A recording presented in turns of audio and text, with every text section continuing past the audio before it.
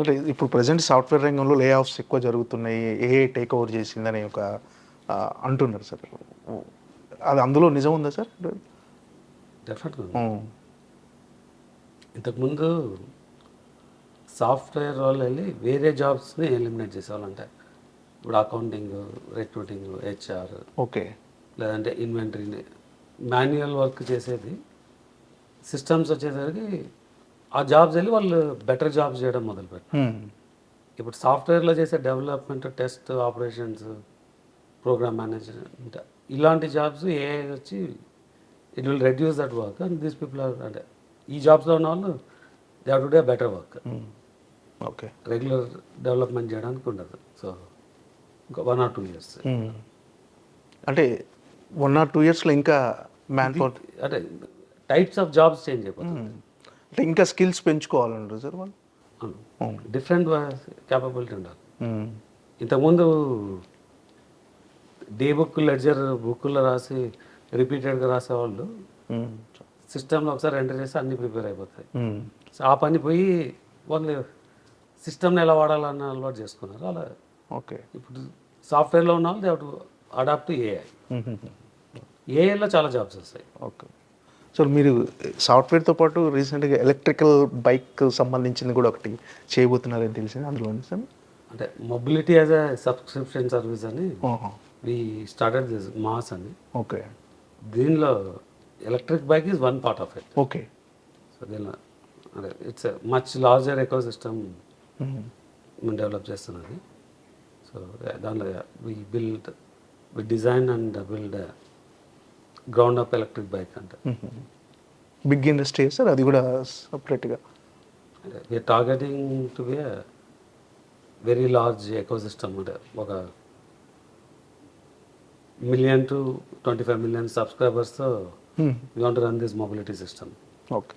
ఏం సార్ రాజా సాబ్ ఎక్కడి వరకు వచ్చింది sir? Raja Saab waiting Prabhas fans Raja Saab mostly by mid October shooting అయిపోతుంది. అంటే పాటలు పెండింగ్ ఉన్నాయి. పాటలు we're filming in next 3-4 weeks. VFX work maybe end of October, mid నవంబర్కి అయిపోతుంది. December 5th అనుకున్నాం release, but now we're moving to January first season. అంటే not work కాలేదని కాదు.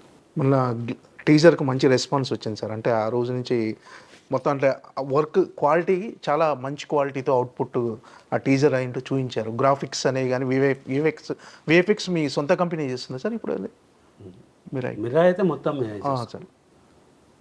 కొంతమంది యుఎస్, కెనడా నుంచి ఎక్స్పర్ట్స్ పెట్టుకొని చేసాం.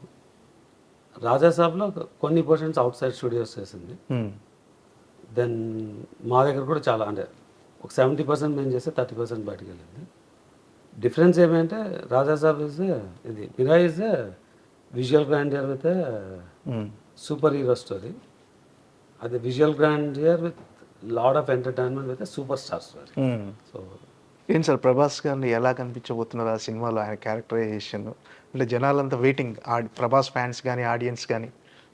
ఇస్ ఫస్ట్ టైం ఒక హారర్ థ్రిల్లర్ చేయబోతున్నారు ఆయన. అంటే హారర్ థ్రిల్లర్ అనేది ఇట్స్ స్మాలర్ థింగ్. అంటే చాలా సర్ప్రైజులు ఉన్నాయి ప్రభాస్ గారిది రీసెంట్ టైంలో అని అంటే other than Radhe Shyam everything is completely action based movie. దీనిలో you have lot of entertainment with action and visual grandeur. Sir Prabhas గారిని ఎలా చూపించబోతున్నారు అందులో? టీజర్ చూసినాం కదా. అవును, సూపర్ టీజర్. సూన్ ట్రైలర్ కూడా ఉంటుంది 1 monthలో. సో సాధారణంగా బడ్జెట్ విషయానికి వచ్చేసరికి ఫస్ట్ థింగ్ ఏంటంటే హీరోల రెమ్యునేషన్ వీటి ఒక చిన్న కంప్లైంట్ ఉంది సార్.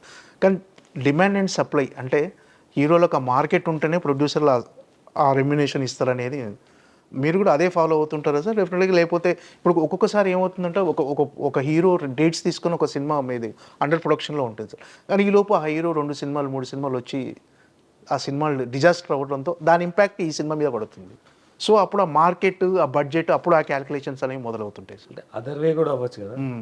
ఆ 2 సక్సెస్ అయితే 100% ఇంకా పెరుగుతుంది. దట్స్ బిజినెస్ అంటే. ఓకే. అంటే హీరోల రెమ్యునేషన్స్కి బడ్జెట్కి అయితే సంబంధం లేదు, బడ్జెట్ పెరగటానికి. మీరు అడిగిన question incomplete. Hero remuneration is part of the budget. Okay. Okay, budget is derive based అంటే ఆ రెమ్యునేషన్ వల్లే బడ్జెట్ పెరుగుతుందనే కంప్లైంట్ కూడా ఉంటుంది కదా. అంటే మీకు మార్కెట్ని బట్టి బడ్జెట్ ఉంటుంది. మ్మ్. సినిమా ₹1,00,00,000 చేయొచ్చు, 100 100 కోట్ల కోట్లలో చేయొచ్చు. చేయొచ్చు.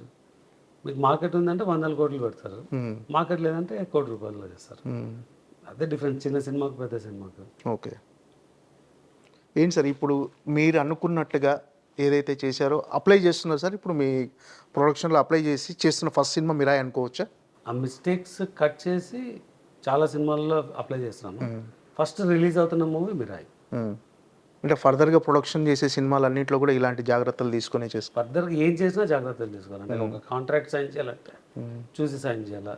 అది చూడకుండా కదా అని అంటే అది అవగాహన లేకపోవడము అలా చేయడం వల్ల మన వేళ నాకు 40 కోట్లు పోయింది. Okay, it's nothing to do with making. అంటే అది మేకింగ్ బాగుంది, సినిమా బాగుంది, అన్నీ బాగుంది, బట్ ప్యూర్గా బ్లైండ్గా ఒక రాంగ్ పర్సన్కి కాంట్రాక్ట్ వితౌట్ అదే కాంట్రాక్ట్ని కరెక్ట్గా చెక్ చేయకుండా చేయడం వల్ల దానిలో పోయింది. మ్మ్. అలా ఒక్కొక్క దానికి ఒక్కొక్క రీజన్. ఇన్ టైం మార్కెట్ చేయకపోవడము, మ్మ్. ముందే దాన్ని అనాలిసిస్ చేసి ఓటీటీతో మాట్లాడుకోకపోవడము, అలా కర్నూలు జాబ్ 100 కారణాలు అన్నట్టు నాకు 100 కోట్లు పోవడానికి 100 రీజన్స్ ఉన్నాయి. ఓకే, ఆ 100లో ఒక 90 ఫిక్స్ అయి ఉండొచ్చు, ఓకే, ఇంకా 10 తెలుసుకోవాలా.